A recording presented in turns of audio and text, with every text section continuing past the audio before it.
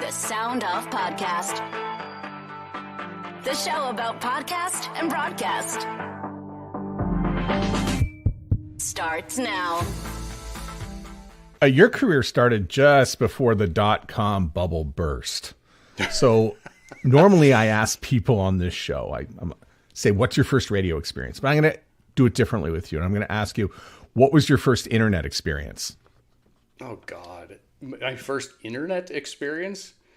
Like the World Wide Web? Boy, it's got to be one of my friends in, God, what grade would that have even been? It's got to be before high school, maybe junior high. Was the first person I knew to have a home computer. And I remember going over there after school one day, and he's like, hey, check this out. And all of a sudden, the computer's making all these weird noises, you know, the little scratchy, squeaky, connecting to the internet noises. And I'm like, what in the world is this? And there wasn't much to it. Like, he was like on message boards from what I remember. Was it Usenet? Maybe. Yeah. I mean, that was back before I knew what the heck was going on. But I knew that I wanted a computer pretty quickly. You know, like what was your first computer? Oh man. Our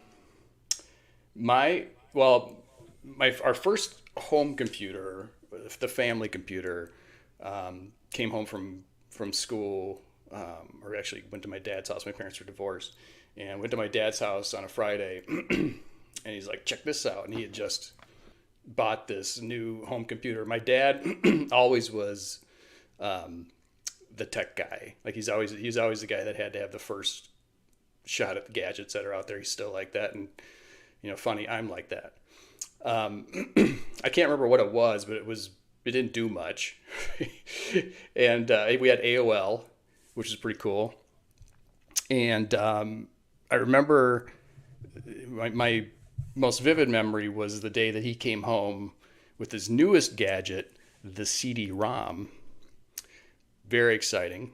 It came with some discs, some trial, Where in the World is Carmen Sandiego? Mavis Beacon Teaches Typing. Some early games. Oh, the Encyclopedia, which my dad thought was like the coolest thing in the world. He'd bring we'd have family over, and he'd be like, show them the Encyclopedia. It was like this, show off, let's search JFK. And it's like, wow, look at this. You could play it had videos in it. That was my early days of really falling in love with computers. Being a Gen Xer, I also grew up on video games and Nintendo and Game Boy and just always, unlike the kids of today, which always have a screen in front of them, I felt like I always had a screen in front of me as well. It was different for sure. See, I'm a Gen Xer, born in 1970. But there's a lot of people who look at Gen X and don't really regard them more as being in the computer and tech savvy side of things. Although I got an A in my last course at university in computers. And we did grow up on Ataris and in televisions and later Apple II Pluses and other products. So if you were lucky enough to have one, or a dad in your case that was tech savvy, we were kind of the originators of this stuff. Yeah, it's funny. I always think about everything. I'm just turned 47 last week. I just think about everything that we have seen in our lifetimes. It's incredible to think about. I always sound so old when I say this, especially with my two teenage kids that'll roll their eyes the minute I start talking like this. But like, I remember before there was an internet. I remember when it was brand new. I remember like as it grew and matured. But before there was, we had the internet, but we didn't have Facebook. We didn't have social media. Nobody knew what that stuff was. There was a time when the internet was AOL. That was the internet as far as most people knew. And then just being able to see everything that we've seen all the way up to now, artificial intelligence, which is just bonkers, and how fast that's going to escalate. I don't know if there's been a better time to live, honestly, to be able to see as much as we have seen in our lifetimes. I think it's pretty special. Did you have a strong relationship with radio growing up? No, I mean, I was a punk kid. I grew up in the 90s, so I was into grunge and then punk, and it was always music that was anti-radio until, Green Day burst on the scenes, and, some of those other punk bands, and they started hitting it big. The radio was always, it was there. Radio always meant that something was mainstream. When those bands I was listening to all of a sudden were played on the radio, it meant something. And so, yeah, I mean, there was always a bit of a fascination there. But I was never a radio guy. I know a lot of people that are on your podcast they knew what they wanted to be in radio. They strived to be in radio. Like, it just was in their blood. I never had a plan to be in radio. I fell into radio. I'm a digital guy. So tell me how you did fall into radio, because it did happen in the early 2000s that you found your way into Clear Channel. Yeah. So, I mean, speaking of the .com boom, so first of all, my background is actually, I'm a designer by trade. I mean, I still to this day love to roll up my sleeves and design. And so I came out of school, looking for design type jobs. I was in the agency world. I ended up at a small startup agency in the Twin Cities. And it was literally just I was the first hire that the owner made. And we grew, I would say, in a matter of maybe 2-3 years, we grew from him and I to, at one point we had 14 employees. And we were a small boutique web agency in the Twin Cities, which was, at the time, there wasn't a lot of them. And one of our clients, one of our biggest lands that we got was Clear Channel Minneapolis, hired us to design and build their websites back when, by the way, Clear Channel could do that kind of thing. Like nowadays, they just get handed a template and they don't have a choice. They were able to hire us and design and build custom websites. And it was always a fun project. I had a really good, close relationship with our contact there. It was always, for me, one of the more entertaining clients that we had. And, in the .com boom, 9/11 hit, the bottom kind of fell out on everything. And our agency that was growing so fast, all of a sudden couldn't make money, and we started going backwards and shrinking, and we went from that 14 people to 7 to 5 to back down to 2 again, which is me and the owner. And it was somewhere in, I'd say 2002-ish, where he comes to me one day and he goes, so I don't think I could pay you Friday, but, and I'm like, okay, I didn't even let him finish the sentence. I said, you know what? I think it's time. I'll move on. I'll go find something else. And kind of packed up my things. I left. Literally on my drive home, I am making a few phone calls to some contacts just to let them know, hey, this happened, and let me know if you hear of anything. First phone call I made was to Lori Ballou, my contact at Clear Channel. And said, hey, just let you know I'm not here anymore, and if you hear of anything, let me know. And she says to me, well, actually, she goes, it's weird. She goes, this morning I had I forget what they used to call them, web producer or something like that. I had a web producer call in over the weekend. She fell off a ladder and broke her wrists. And I don't mean to laugh at her breaking her wrist. It's horrible. But she goes, here's an idea. She goes, how about you come and work for me as a temp while you're looking for work? You could get paid while you're, just kind of help fill in. and you can continue to look for work, and, both of us kind of win. And I was like, yeah, that sounds fun. Why not? And, I came in thinking it would last about, a month maybe. And they just kept me on.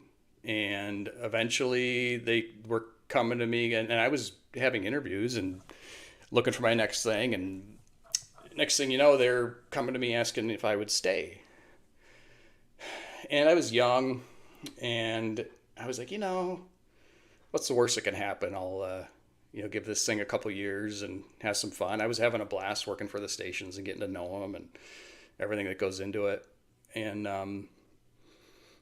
I can keep going, but fast forward, it's been, I think 22 years, something like that. I've now been in the industry.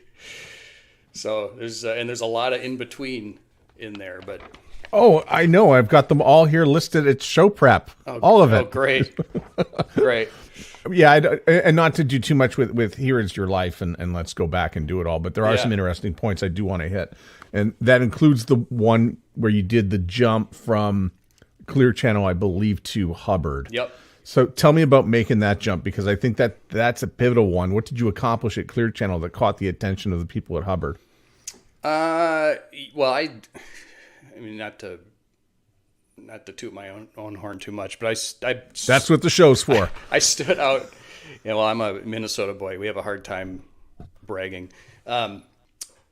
But I think I stood out pretty quickly, being a digital person amongst people that weren't digital at a time where they needed it a lot. And we were doing really cool things and pushing things forward. And, the call from Hubbard really came just because the radio industry is so incestuous, honestly. We had a digital sales manager who worked for us at Clear Channel that ended up at Hubbard, and he started calling me, within like months of being there. And I kept telling him, no, I'm doing just fine here. And by the way, if I leave, it ain't going to be for another radio company. If I leave, it's going to be to go back into the agency world. And he kept calling me. He must have called me, 3, 4, or 5 times. And there was a moment where there was a round of layoffs at Clear Channel Minneapolis. And one of our market managers, Dan Sinon, got let go by Clear Channel. And so he was out on the street, and he was somebody that I always really respected. And it became announced that Hubbard hired him. He was still in kind of a non-compete stage, but he was kind of in between companies until he could start. And knowing that he was going to be there, that next time that I got that call, I said, okay, I'll take the meeting. And I never forget, we met at like a restaurant, off-site, neutral location. I was really paranoid about not being seen with them and everything. But also, like, I had been prepping for interviews, like in my designer role and trying to get back into the agency world. And so I was pretty prepared for a conversation like this. And I remember sitting down and having a conversation with this sales manager and then the 2 GMs at the time. And they're asking me, what I know about radio and do I like radio and all this stuff. And I was like, I'd answer the questions. And then all of a sudden I was like, do you want to see my portfolio? And they looked at me like, you're what? I'm like, well, I have a portfolio here. I brought and they're like, they didn't know what it was. I opened it up and I started going through like all these designs and websites that we had done. And I, like, their eyes were just wide as saucers watching me, page through my portfolio. And Dave, who's still my boss today, I never forget, he like put his hand on the portfolio about halfway through and kind of stopped me. And he goes, can you start tomorrow? And I was like, I haven't even told my wife that I'm at this lunch. Like, I probably not, like, And so we ended, and they're like, yeah, we're going to get drafted an offer and blah, blah, blah. And okay. And I just, again, I was young and didn't know any better. And all of a sudden I'm like, oh God, here we go. I wasn't really ready to quit. I kind of drugged my feet. They sent me an offer. Then they started calling me, how's it look? All this. And I was just kind of thinking about it. I wasn't in any sort of rush, but they were. And there was a day where they called me and they were like, hey, we need to know, like, are you gonna do this or not? And if you'll take the offer, we'll up it by X amount. I was like, oh, okay. And so I just said, all right, well, the heck with it. I'll take it. But I said, I got to go tell my boss and I got to blah, blah, blah. And they're like, no, you can't, don't give them a chance to counter. And I was like, well, I have to tell them. And so I went in, I told my boss, Lori, and of course she's like, oh my God, let me go talk to Mick and let's see what we can do. And we'll see what we can do to keep you and blah, blah, blah. I go back to my desk. They called me again, like almost like they knew what was happening. And they said, okay, you cannot let them come back with an offer. We're going to take it to blank if you just will not even listen to what they have to say. And I was like, okay, all right, fine. It works wild in radio, doesn't it? It was crazy. And it was like such a whirlwind because I was going to competitor and I had to be out of there that day.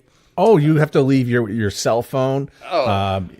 Give back your passkey. Leave it. Well, what you do is you take all that stuff, you leave it on the desk, and then you shut the door and turn the lights off and leave. Well, the funny thing though was when I worked at Clear Channel. So I'm a designer. I've always worked on a Mac. They refused to buy me a Mac, so I worked on my own Mac. Like I purchased my own laptop and worked on my own laptop. This was before a phone that mattered. I probably had a flip phone at the time. Yeah. My own flip phone. But I remember they wanted my Mac. And I was like, this is my Mac. I bought this. And they're like, well, you have to at least let us copy the hard drive. And I'm like, no, my hard drive. You don't get to take the files on my personal laptop. Yeah. And that turned into a whole thing too. And I said, I put everything that is Clear Channel into a folder and I will give you that folder, but I'm not going to give you my whole hard drive. Anyway, I lost. Lori, God bless her, was just like Jeremy. She goes, just trust me. I will handle it. We will take what we need. And I will personally see that we delete everything else. Anyway, I started at Hubbard. The funny thing is when I joined Hubbard, I had no idea where I was going, honestly. The only thing I knew is that they owned KS95. I didn't know anything much else. And I came from Clear Channel that had some pretty big, sexy stations. Well, K-Fan, right? Big sports station, and I'm a big sports guy. You get the Vikings. Yeah. And I loved every minute of that. I mean, I loved that team, Paul Allen. all the working with all the personalities, and really like in the early heyday of that thing, just as it was getting big, like I was there. One of my early, claim to fames, I'm doing finger quotes for those listening, not watching, was because you're Midwestern, you have to undermine yourself, right? I do. Most people just say claim to fame. You're using the air quotes, which is the Minnesota thing to do. Yeah, it's weird. It's not in our DNA to talk about ourselves. But I loved working for K-Fan so much. And I remember listening to the radio show, and I remember that these callers, they would call in and they'd have these weird monikers, right? It wouldn't be just like, Joe from Prior Lake. It'd be drummer guy. Like they'd have these weird nicknames where they'd call in. And it always reminded me of monikers on a message board. I used, in the day, I was like on DeviantArt and other message boards like that. And I went to Lori one day and I said, I want to make a message board for K-Fan. And she's like, what's that? It was like, trust me, like the listeners, so they can interact with each other, blah, blah, blah, blah, blah. And nobody at K-Fan wanted anything to do with it. But they also didn't tell me no. They were just like, well, if you build it, you're in charge of it. So I built this thing. It was called Rube Chat. When KFan, all the listeners are Rubes. We built Rube Chat, and that thing blew up. I mean, it had so much interaction. You know, when I left there, it was getting like 10 million page views a month. It was great. It was in the early days. It was so important. It was building community around that station. For the first time, the listeners were interacting with each other. It was one of the best things, I think. You know, I'm biased, but I think it was one of the best things that station ever did to build that fan base up. And it's after I left, nobody was in charge of it. They kept it around for a while. There was one guy that remained there that really was trying to champion it and keep it going. And then when he left, they just pulled the plug on it. They didn't know what to do with it. But that was one of those early, and that was before Facebook existed. Yeah, and so many memories that you've just brought back, and I'm so glad that you're here to talk about all this stuff, because the early 2000s in radio, you're telling me all the stories about every radio station in North America.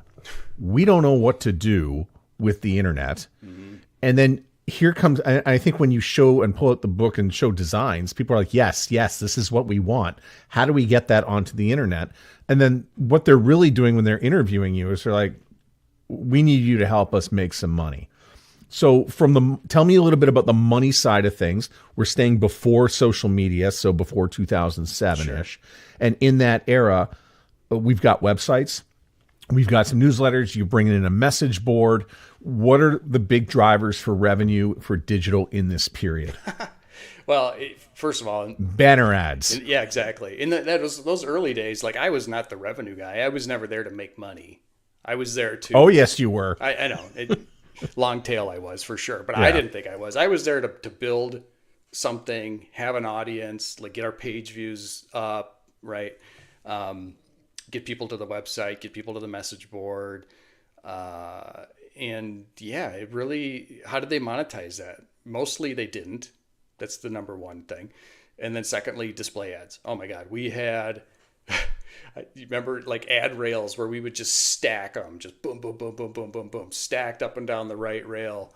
I remember, this is a random funny story, but I remember there was a display ad that some salesperson had had sold that, it was like register to win a smoker grill or something. And it was like, you know, this is going to run from June 1st till the end of the summer. And at the end of the summer, you know, it'll send people to this contest forum, and then we'll draw winners. And I remember checking it like 2 days before the contest was about to end. And I go into the thing and I'm like, you know, we've had 3 people click on this banner ad and register to win this barbecue grill. I'm like, these people have no idea how good their odds are. Like literally, it's a 1 in 3 chance. And then it's occurred to me, I'm like, wait a minute, can I send this to people I know to register to win this grill? And so I because I'm, you know, naive, I guess, I asked. and I remember somebody said, well, as long as it's not your immediate family, sure, like your friends and extended family. And so I like started telling people like, hey, 3 days, there's 3 days left. You have no idea how good your odds are to win this grill. I got the entries up from 3 to like 26 or something. We pulled a winner, and one of the original 3 won. That didn't even matter. Yeah, but yeah, nobody clicked on those banner ads. This is tiny little, you know, 180 or you know whatever they were, 180 by 90 or something. Just tiny little square ads. We did the same thing, rock station in Winnipeg, and same premise. I think we were giving away like a garage, and we had a set amount of people enter. It's not a lot, right? But we said, give us the random generator winner, and out it came. We went to the person's house, knocked on the door. The person who answered was our interactive person who runs the back end. And we're like, what do we do? We drew the test ballot. That's a way better story than mine. And there we are in the middle of a rating, like the big end of the ratings contest, awarding a prize to ourselves. They call me, I'm the program director, and they say, what do we do? And I say, well, nothing, just to sit there, I guess, and pretend to make it a big deal and make it sound great, and we'll figure out what to do with this garage later. The number of times that those internal test submissions got pulled was a lot. You just had to be smart enough to know, oh, wait, no, that's an we were not. That's awesome. Oh, and it was because she had used her ex-husband's name as the test ballot. Yep. And so that's why we didn't catch it and flag it that very moment. That's a great story. Yeah. When you get to Hubbard, though, it grows. And so there's social media coming in. Yeah. And I got two questions here. I'm not sure which one I'll ask first, but I'll ask the one. Tell me, actually, let's do the social media one. And just tell me how you handled social media accounts coming in, because now the jocks are going to begin to get them. The station needs a social media account. There's Facebook and Twitter, and YouTube is also arriving on the scene. From your recollection, how did you manage all that stuff? Actually, I have a really good YouTube story, but it's a Clear Channel YouTube story. So we can come back to that if you want. On the social media front, so when I joined Hubbard in 2006, Facebook still wasn't really a thing. I'm trying to remember when it popped. It was maybe 2007. Yeah, about a year. I was going to say about a year in. And it's funny because when I went there, I thought I could recreate the magic that I had at KFan, and I found some message board software. First, we had to build sites. I mean, the very first thing was Hubbard hired me, by the way, to start a digital department. They didn't have one. They never had one in 2006. And they had websites that were like a promotions guy had put together.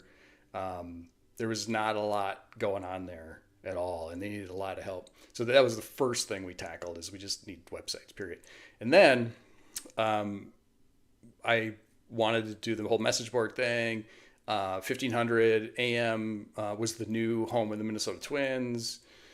So that gave us some good momentum, and we got the message board going. We built a message board for, at the time, FM 107, the female talk station in the Twin Cities. And we started getting a little bit of traction, but then all of a sudden Facebook shows up, and the traction starts slowing down quite a bit, and people are now spending all their time on Facebook. And this was really, God, the early days of Facebook. I'm sure you remember, like, Facebook didn't know what to do with brands early on. There was no such thing as brand pages. Like, brands were making profiles if they were smart, just to be on there. And then you would hit your like friend limit. Remember that? Pretty quickly, yeah. Especially if you were on the radio. Yeah. And then then eventually they figure out pages. Now we can create pages, but then we still had like talent who were accepting friends and dealing with, having their personal Facebook profile is like now full of listeners that are trying to friend them, and they've been accepting them, and like there was this weird like mix of personal and professional for those people, because Facebook, they again didn't have that figured out. Eventually all this stuff got figured out, but yeah, we ended up pulling the plug on those message boards pretty quickly and said, oh, well, we'll just go do the Facebook thing. People can interact with us there, and we'll post things. It'll be great. And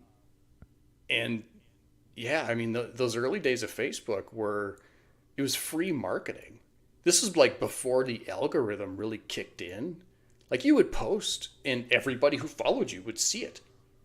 It was a miracle, and you could, if you were smart, you could, be marketing that on the air. Hey, come follow us here, follow us here, follow us here. The people were doing it in droves.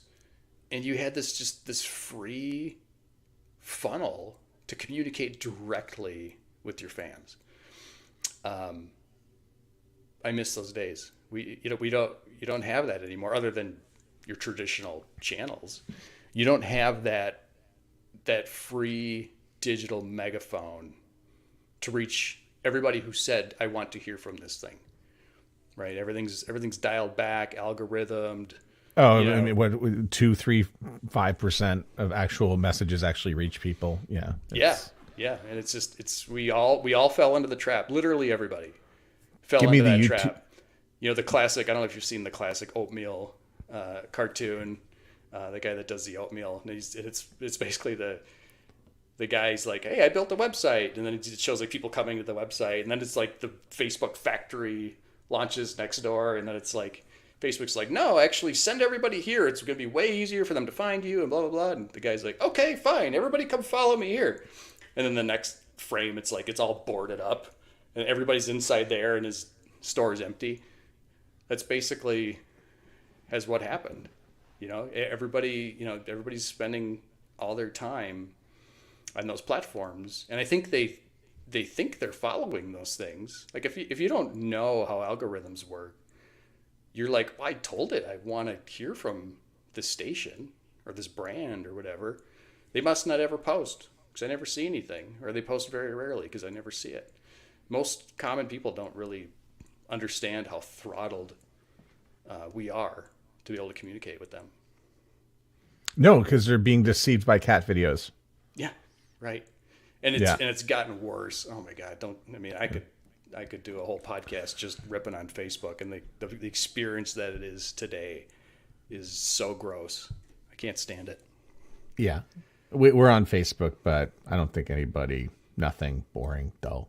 Maybe they find what we're doing dull, which is why they're probably not. Why we're being throttled right now. Yeah. Certainly didn't help. Tell me about the YouTube story with Clear Channel. Oh yeah, so early. So we talked about K-Fan, and we were the radio home of the Minnesota Vikings, and so we covered everything Vikings. Early days, for anybody that would recognize this name, Tom Pelissero on the NFL Network worked for me. He was an intern. He worked for me at K-Fan, and he covered training camp. We had a few reporters, but Tom was the name that he finally made it big. And we're really proud of him. But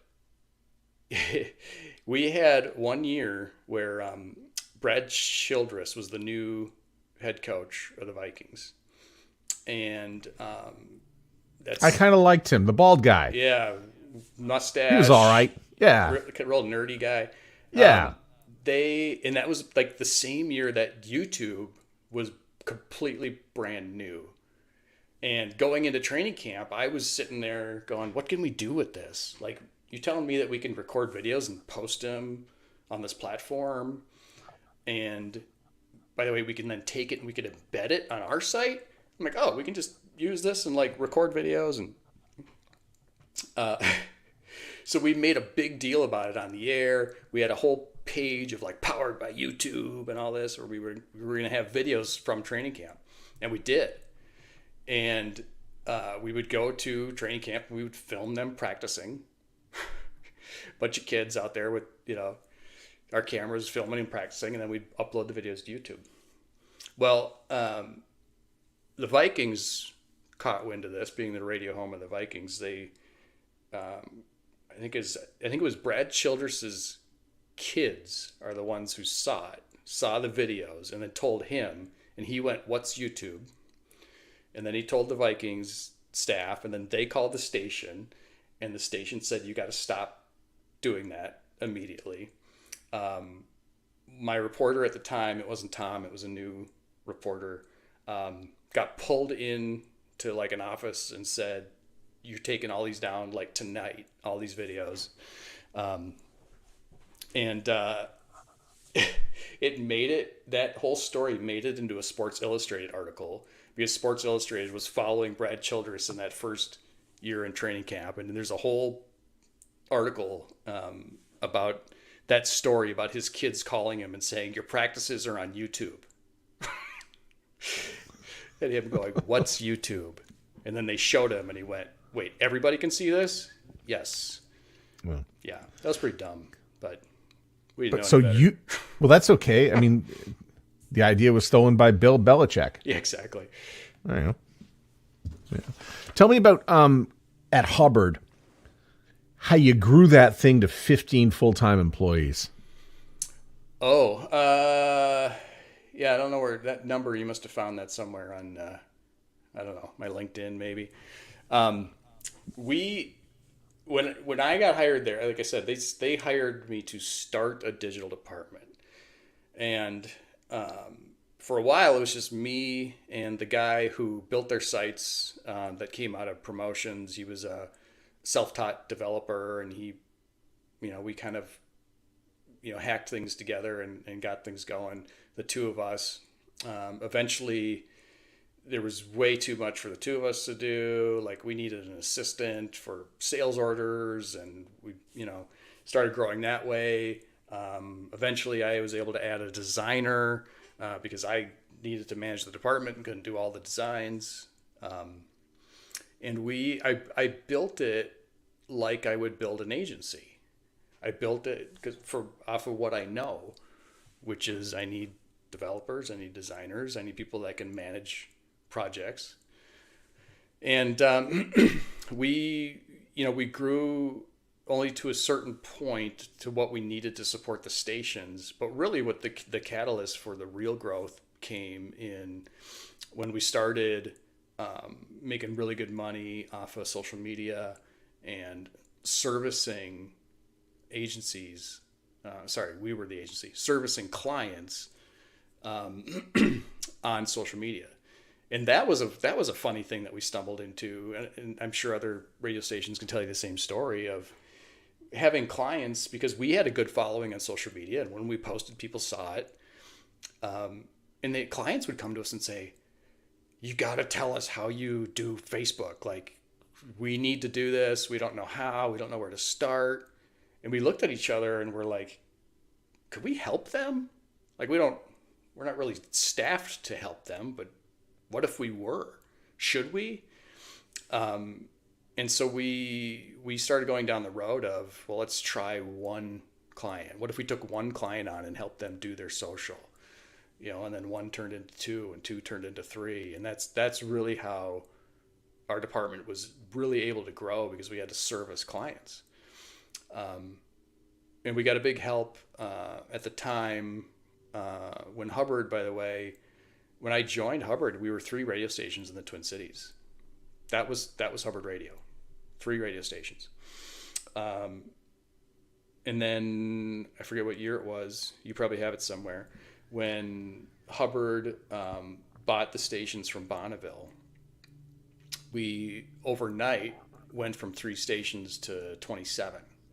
And all of a sudden, our universe completely opened up.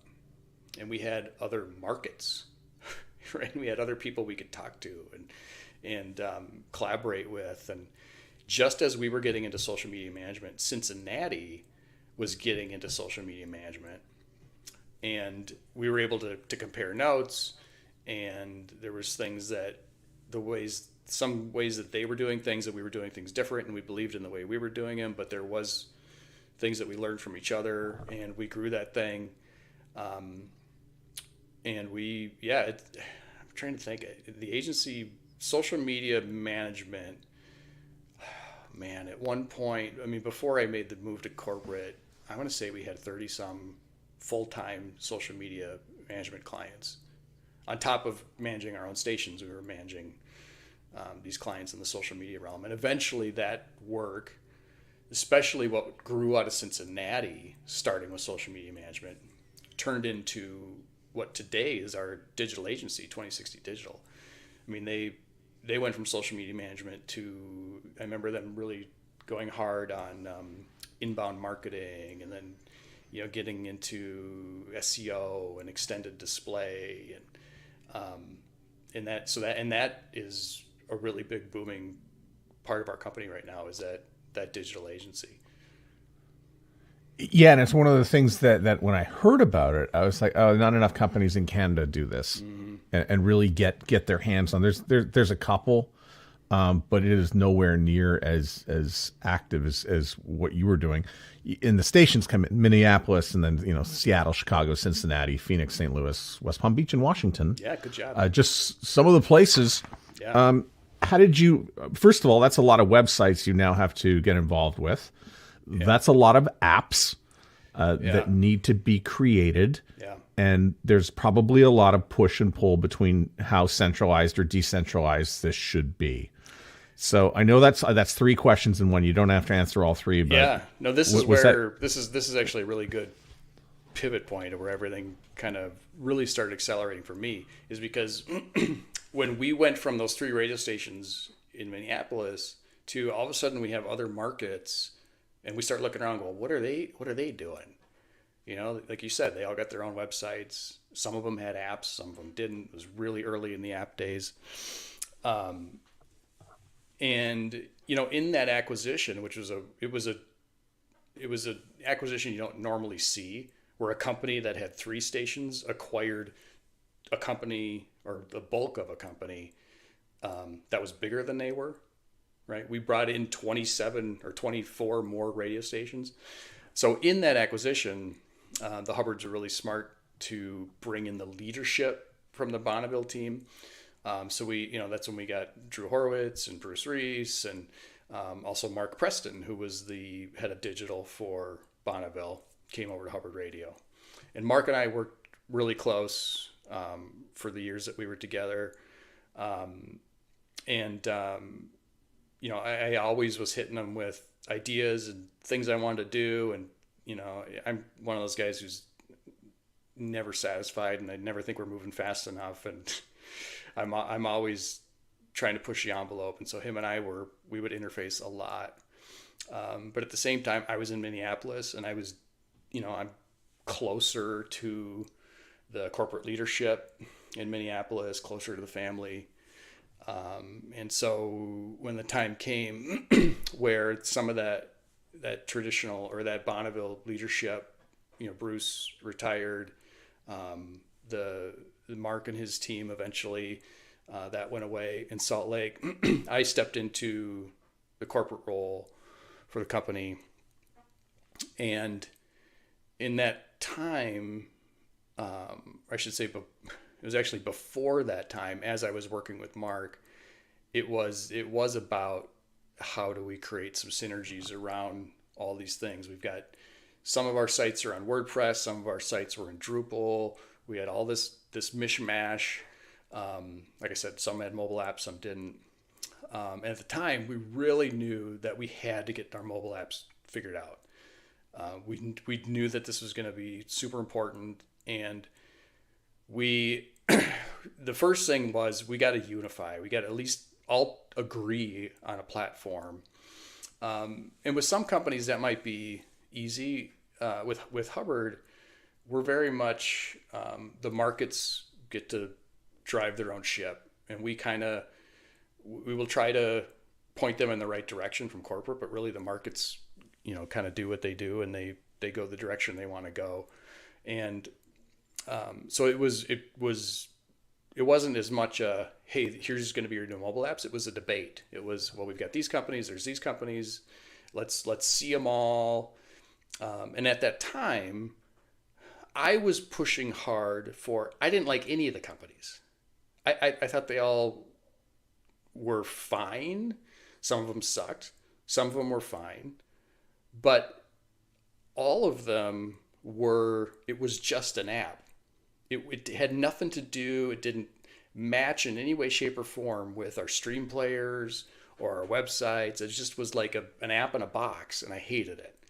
And I was like, guys, we can build our own stuff. We don't have to hire companies to rent our stuff from. Like, my whole life I've been building stuff. We can build this too. And, the first time you start talking like that, people look at you like, really? You think a radio company is gonna build tech? It's like, yeah, trust me. I know how to build tech. We can build tech. It's possible.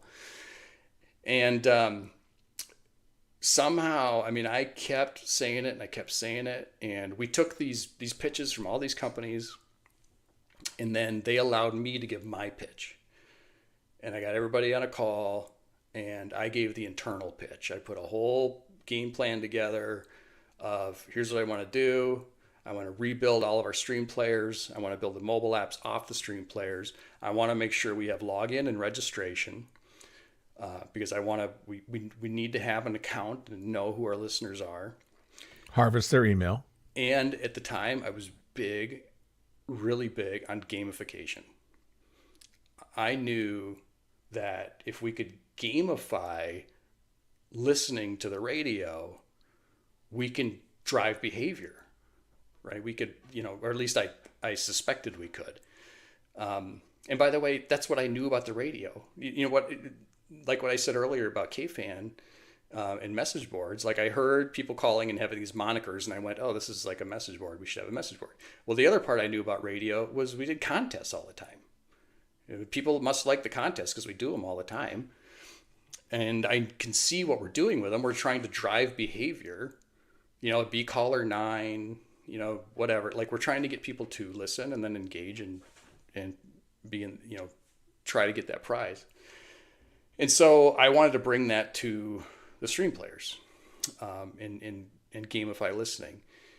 And long story short, they ended up saying, okay, kid, try it. We'll give you a budget. Don't screw it up, basically. And ended up picking an agency, a web agency, to help us build out like the original concept for these stream players. And, I, again, coming from my design background, I was doing wireframes and mock-ups and designs of like, this is what I want. And that was really the catalyst. Like we built that platform, and from the first day that we launched, and we had prizes associated with listening. So the way that we do it is we have like listening milestones. Listen for X hours a day for your chance to win concert tickets. It's not a points-based system. At the time, there was like Sticky Fish and those things that were out there. I was trying to do something different. To me, Sticky Fish, if you're familiar, was very lean in. You had to be like paying attention to Sticky Fish and go click on these things and go earn these points, right? Spin the wheel. Yeah. I'm sorry. I'm just having flashbacks. Yeah. If I never had this conversation with you, I would have completely forgotten about Sticky Fish. But I do remember having to tell our listeners to enter certain codes at time of the days and giving listeners a hoop to jump through to go and to get enough points to come back and buy stuff from the sales department. Yeah. But it was what I liked Sticky Fish. I liked the concept of it. What I didn't like about it was very lean in. You had to be really paying attention, and you had to know when the code was, and you had to do this thing at this time. I wanted to gamify it where it was more lean back, because radio is lean back. Radio it's especially music stations, it's a passive experience. You put it on, you're doing something else. I wanted to reward people just for putting it on.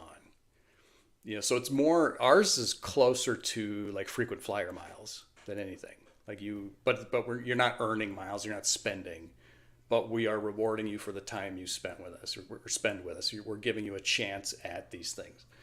That has been such a great gift to this company to have that experience for all of our stations, to have that login history that we've had now for, it's got to be 9-ish years, I lose count, where we've had, people log in, we're keeping track of their time spent. We have all that history, all that rich data. And it's, I guess I'll pause there, but we've built something really special in that tech. Well, you got something on me. I'm sure you could go pull my stuff, because I think I've got the 98 KUPD app. There you go. And I have to use a VPN, obviously, to get in. So I'm probably located in Topeka, Kansas, or somewhere in the center of the United States. Yeah, there you go. Under some strange name and strange number. But yeah. Yeah, but you got an account. I do. Yeah. There's two things. One's modern and one is not modern. I'll start with smart speakers. How is Hubbard using smart speaker technology? Aside from being on TuneIn, everyone's on TuneIn or on the iHeart app or whatever app makes it come out of the speaker when you ask for, hey, device, please play this. But I'm sort of looking a little bit, what about, like, are there any apps inside there? Any, start my day kind of things? There was a time where we really chased that. I mean, everybody did. It makes sense, right? There's no radios inside homes anymore, but there are smart speakers inside homes. And, we kept seeing the listening on those things growing and growing. And we're on TuneIn. We're not on iHeart. We're not on Odyssey, but we are on TuneIn as an aggregator. And so we tried building skills. I'm sure anybody that's listening to this that's gone down that road realizes how fruitless that was. Building skills and trying to train the audience on what the heck a skill was. It's impossible to explain in a promo, go download our skill. And it's like, why? I can just say play and it plays. Mm-hmm. And yeah, I mean, we tried putting things in our skills. We tried gamifying the same way that we do on the radio or on the streams and in the mobile apps, but we can't, because we can't get a listen ping back out of Alexa. So we can't see how much time you're spending. So we tried to build in simple, like, you can enter to win just on Alexa, like say, enter me to win, and we'll enter you to win. We tried some of that stuff. We tried talk back. None of it ever mattered. Nobody cares about skills. Nobody knows how to install a skill unless you've sat down and explained it with them. And even when you do, they don't understand why they need it. And they're right. It's pointless. Yeah. I'm just hearkening back to the Jacobs Media tech surveys, yeah, where the number never moved. And, Steve Goldstein as well, who you were just recently on a panel with up in Toronto. Yeah. He spent a lot of time kicking that around and looking for stuff. And yeah, not much came out of it. Yeah. I mean, the listening definitely was growing there, and we could see it. We still see, it's still one of the higher TLH platforms out there. Whereas people, they put it on and it just stays on. The average sessions are way longer than, say, a mobile device, where an average session might be a half hour because you're walking your dog or exercising or something. People put those smart speakers on, they just let them go. But we see the same thing on desktop. Desktop continues to be king for time spent listening. People hit play and they let it go. Hey, listen at work. Yeah, they listen at work. There's a lot of people will run the radio station in their business. Like, how many times you go into a mechanic and they got the station going in the background? A lot of times that's a laptop sitting on a desk somewhere that's playing that station. And so yeah, that's where you see the most TSL, is those types of platforms. So it still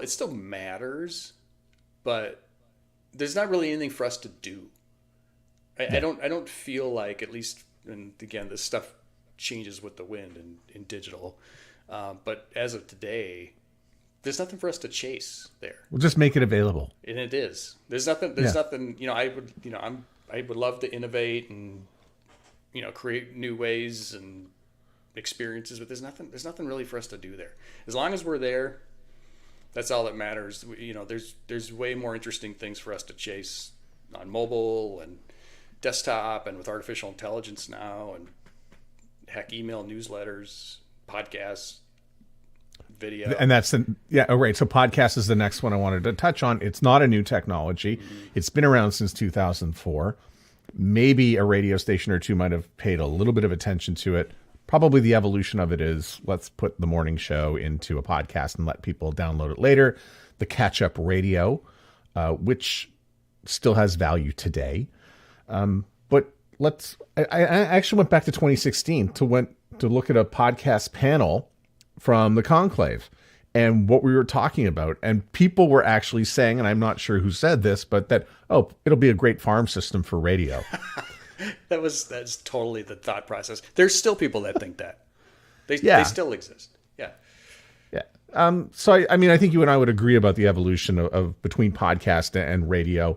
But here we are today. It's 2024, and Hubbard has had some podcast jobs. You've got some podcasts to definitely manage. You talked recently in Toronto at Radio Days North America about some of the podcasts and some of the best practices that broadcasters can have for podcasts. So give us a little bit of top line thought for anybody in radio who's like, what should my relationship with podcasting be? Well, first of all, do it. That's an easy answer. Like if you're creating content on the air and you're not putting it on a podcast, I would ask why. We should be trying to repurpose any sort of content that we create in as many ways, shapes, and forms that we can to get the most legs out of that piece of content.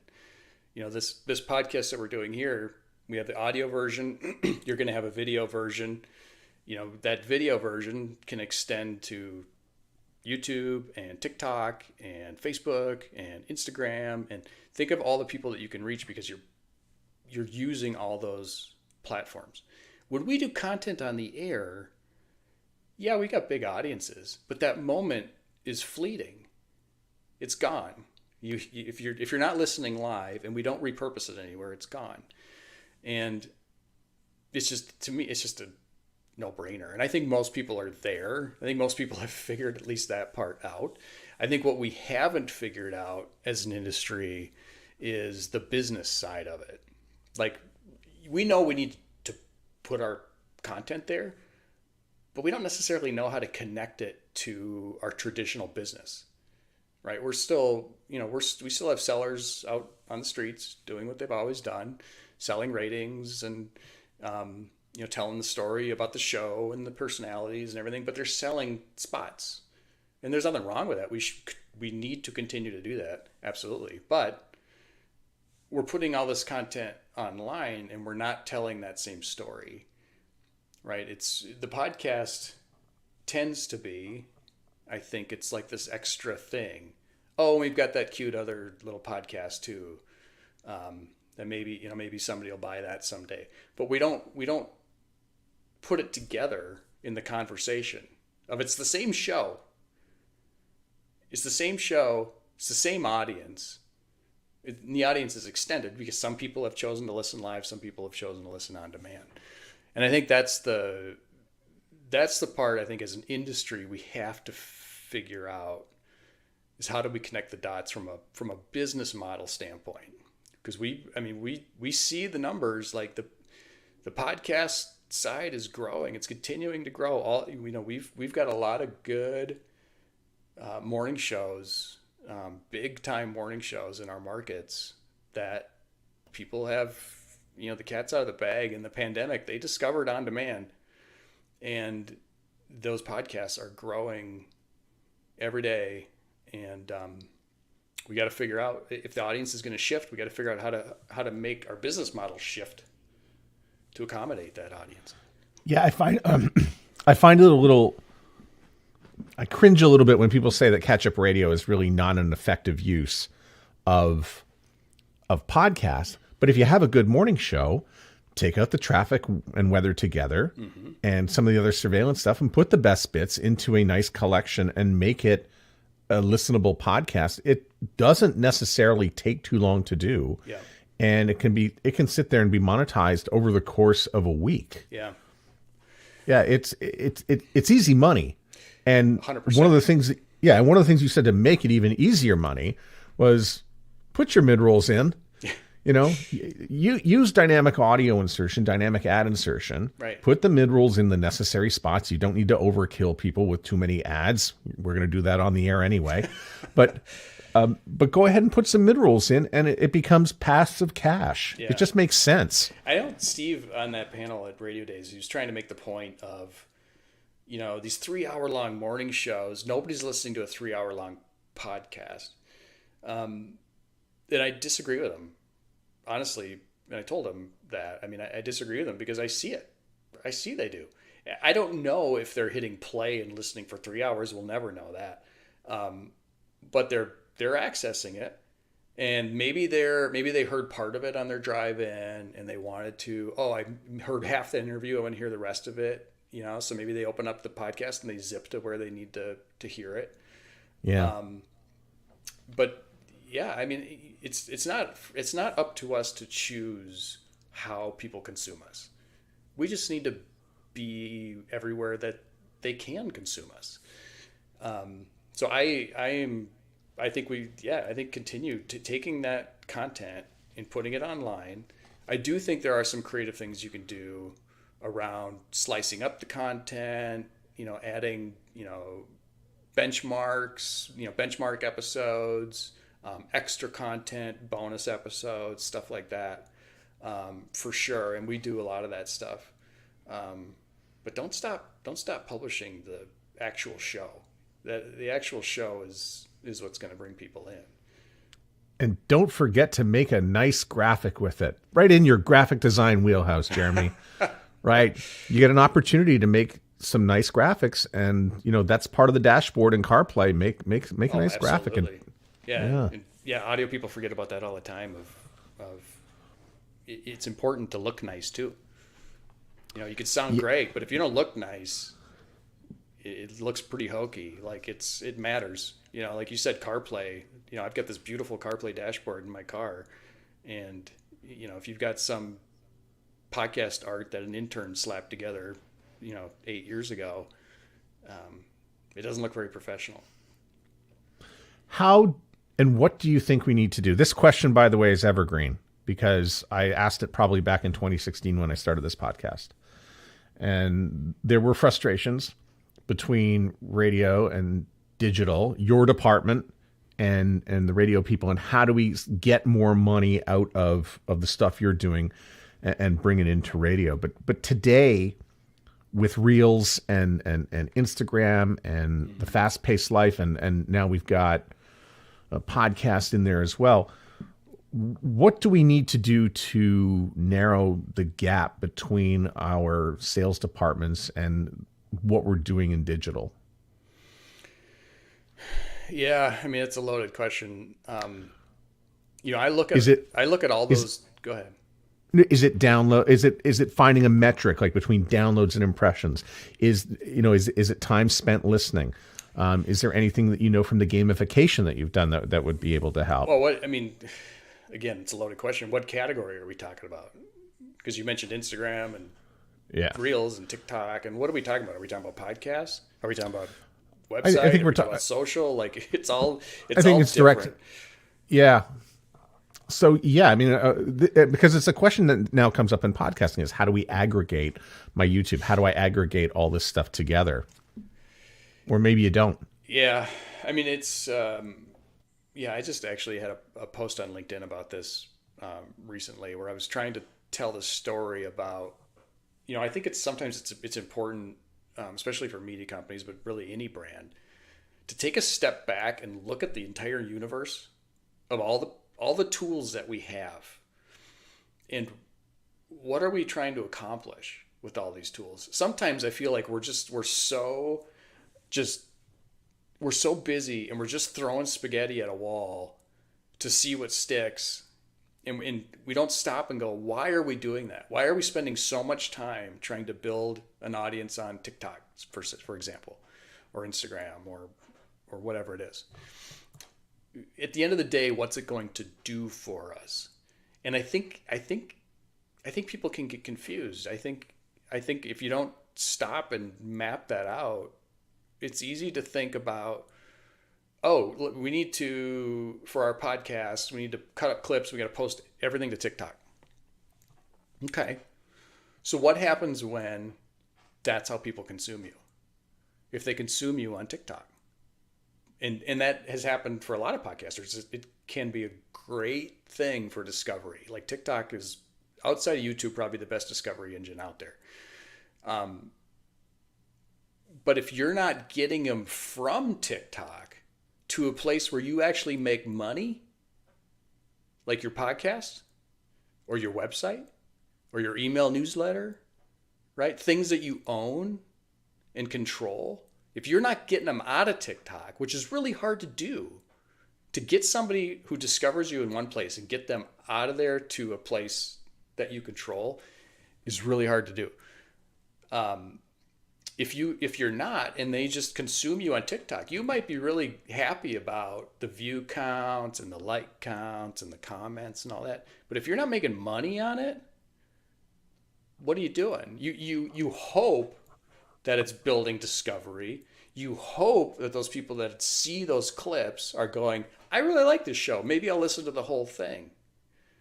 But you don't know. And I really think that you got to have a strategy around, reminding people in those clips that, hey, come listen to the full show, tease them with the clips, have the payoff in the full show, something.